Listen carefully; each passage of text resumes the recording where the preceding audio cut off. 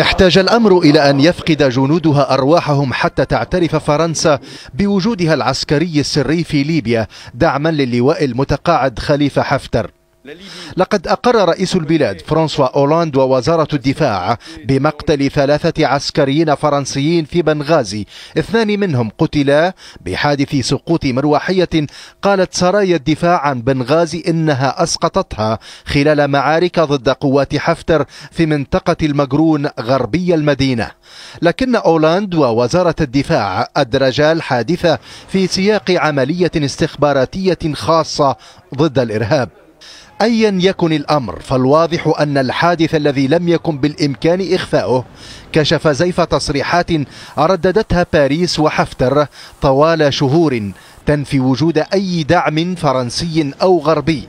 ففرنسا في خطابها الرسمي تدعم حكومة الوفاق الوطنية الليبية التي تدعمها أيضا الأمم المتحدة، وهي بذلك حكومة يفترض أنها الممثلة للسيادة الليبية، وهي من يقرر قبول أو رفض أي وجود عسكري أجنبي في البلاد. ثم إنها وحدها من يتولى محاربة الإرهاب وسائر الملفات كما جاء في إعلان تشكيلها. لكن اللواء المتقاعد الذي تجاهلته ترتيبات حكومة السراج آثر خوض معركة خاصة به تحت شعار محاربة التنظيمات الإرهابية، وهو عمل خارج شرعية الدولة بمنطق المجتمع الدولي نفسه. فكيف يستقيم لفرنسا أو أي جهة أجنبية أخرى دعم السلطات الشرعية والقوى الخارجة عنها في آن معا؟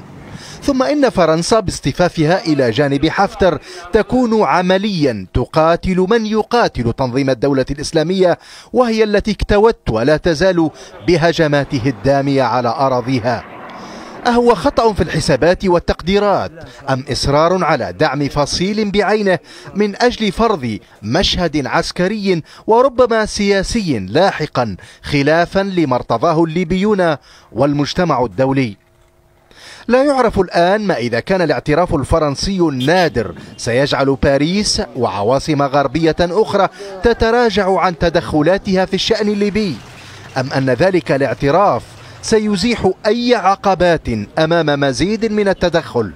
لكن الثابت هو أن تلك التدخلات معلنة أو سرية لا تحقق السلام والاستقرار بقدر ما تؤجج الصراع وتربك عمل حكومة الوفاق، ولعل ذلك ما يفسر جانبا من أسباب استمرار تدهور الأوضاع في ليبيا منذ سنوات.